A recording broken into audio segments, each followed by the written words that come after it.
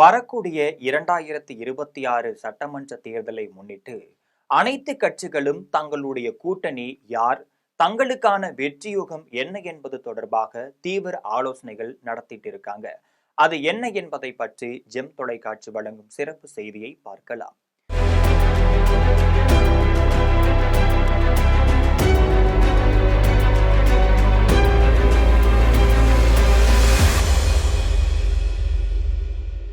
தற்போதைய சூழ்நிலையில திமுக கூட்டணி மிகவும் பலம் வாய்ந்ததாக கருதப்படுது. திமுகவை பொறுத்தவரையில விடுதலை சிறுத்தைகள், காங்கிரஸ், 2 கம்யூனிஸ்ட் கட்சிகள், முஸ்லிம் லீக், கொங்கு மக்கள் கட்சி, மதிமுக என பல கட்சிகள் இடம்பெற்றிருக்காங்க. அதிமுகவை பொறுத்தவரையில இன்னமும் பலமான கூட்டணி அமையவில்லை என்று கருதப்படுது. அந்த வகையில தான் தற்போது வரை பாரதிய ஜனதா கட்சி மட்டுமே கூட்டணி அமைச்சிருக்காங்க. இதைத் தொடர்ந்து பாட்டாளி மக்கள் கட்சியுடன் கூட்டணி பேசி வருகிறார்கள். மேலும் தேமுதிகவுடன் பேச்சுவார்த்தை நடைபெற்றுட்டு இருக்கு. அநேகமா அதிமுகவை பொறுத்த வரையில பாட்டாளி மக்கள் கட்சியும் தேமுதிகவும் இணையலாம் என சொல்லப்படுது. இந்த சூழ்நிலையில தான் திமுகவில் தொகுதி ஒதுக்கீடு தொடர்பாக உள்குத்து போராட்டங்கள் நடைபெற்றுட்டு இருக்கு. விடுதலை சிறுத்தைகள் கட்சியை பொறுத்த வரையில தங்களுக்கு இந்த தேர்தலில் கூடுதல் தொகுதிகள் ஒதுக்கி தர வேண்டும் என கோரிக்கை வச்சிருக்காங்க. அந்த வகையில தான் 25 தொகுதிகள் வேண்டும் என கேட்டு வருகிறார்கள். ஆனால் அதே சமயம் 25 தொகுதிகளை ஒதுக்க முடியாது என திமுக தரப்புல தெரிவிக்கப்பட்டிருக்கு. இருந்த போதிலும் 15 தொகுதிகள் வரை விடுதலை சிறுத்தைகளுக்கு ஒதுக்கலான்னு தெரிய வந்திருக்கு. அதே சமயம்தான் விடுதலை சிறுத்தைகளுக்கு கூடுதல் தொகுதிகளை ஒதுக்கும் போது மதிமுகவுடைய தொகுதிகளை குறைப்பதற்கு திட்டமிடப்பட்டிருக்கு. அதாவது மதிமுகவிற்கு ஒதுக்கப்பட்ட தொகுதிகளை குறைத்து கொண்டு அந்த தொகுதிகளை விடுதலை சிறுத்தைகளுக்கு ஒதுக்கிவிடலாம் என ஆலோசிக்கப்பட்டு இருக்கு.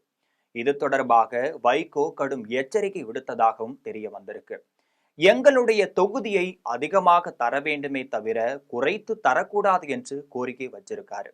ஏற்கனவே அவரது மகன் துரை வைகோ இந்த முறை தேர்தலில் திமுகவுடன் கூட்டணி வைக்க வேண்டாம், பாரதிய ஜனதா கட்சியுடன் கூட்டணி வைப்போம் என்று பேசிட்டு இருக்காரு. இது தொடர்பாக டெல்லி பாஜக மேலிடத்துல பேசி வருகிறார் என்பது குறிப்பிடத்தக்கது. இதற்கிடையேதான் வைகோவை சமாதானப்படுத்தும் வகையில அவரும் ராஜ்யசபா எம்பி பதவி தருவதாக திமுக தரப்புல பேசப்பட்டிருக்கு. ஆனா அவர் அதற்கு ஒத்துக்கொள்வதாக தெரியாம இருந்திருக்கு. எங்களுடைய தொகுதியை குறைத்து தரக்கூடாது, மேலும் ராஜ்யசபா எம்பி பதவியும் தர வேண்டும் என்று அடம் பிடிச்சிட்டு வராரு.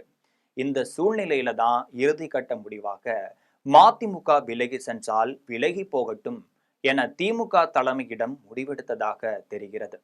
எனவே எப்போது வேண்டுமானாலும் திமுகவிலிருந்து மதிமுக விலக நேரிடலாம் என்ற சூழ்நிலை ஏற்பட்டிருக்கு. ஏற்கனவே திமுகவிலிருந்து பிரிந்து சென்ற மல்லை சத்யா இது தொடர்பாக அடிக்கடி பேசிட்டு இருக்காரு. அவர் பேசும்போது என்ன சொல்றாருன்னு பாத்தீங்கன்னா, திமுக கூட்டணியில இருந்து மதிமுக விலகிவிடும் என்று பேசியிருக்காரு. அந்த வகையில தான் மதிமுக விலகினால் ஒருவேளை மல்லை சத்யா தலைமையிலான மதிமுக கட்சி திமுகவுடன் கூட்டணி வைக்கும் என தெரிகிறது.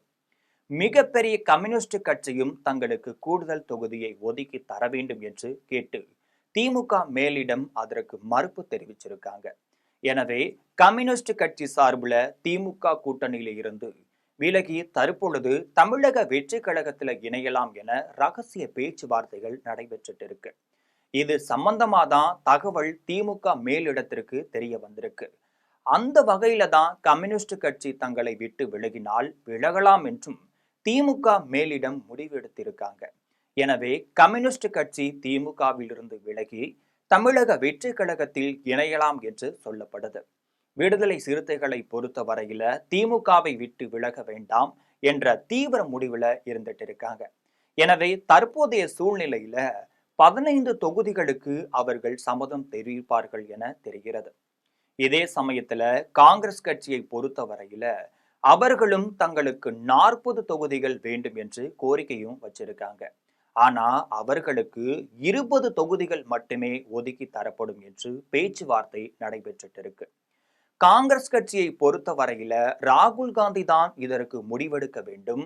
அந்த வகையில தான் ராகுல் காந்தி திமுகவை விட்டு விலகக்கூடாது என்பதில் தீவிர முடிவுல இருந்துட்டு இருக்காரு. எனவே காங்கிரசும் 20 தொகுதிகள் ஒதுக்கப்பட்டு கூட்டணி பலமாக அமையும் என்று சொல்லப்படுது.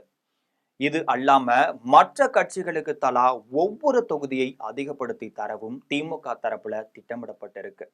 எனவே தற்போதைய சூழ்நிலையில மதிமுக கம்யூனிஸ்ட் இல்லாத கூட்டணி இந்த தேர்தல்ல போட்டியிடும் என இறுதி முடிவாக தெரிகிறது. இது போன்ற அரசியல் பின்னணி செய்திகளை தெரிந்து கொள்ள ஜெம் தொலைக்காட்சியுடன் எப்பொழுதும் இணைப்பில் இருங்கள்.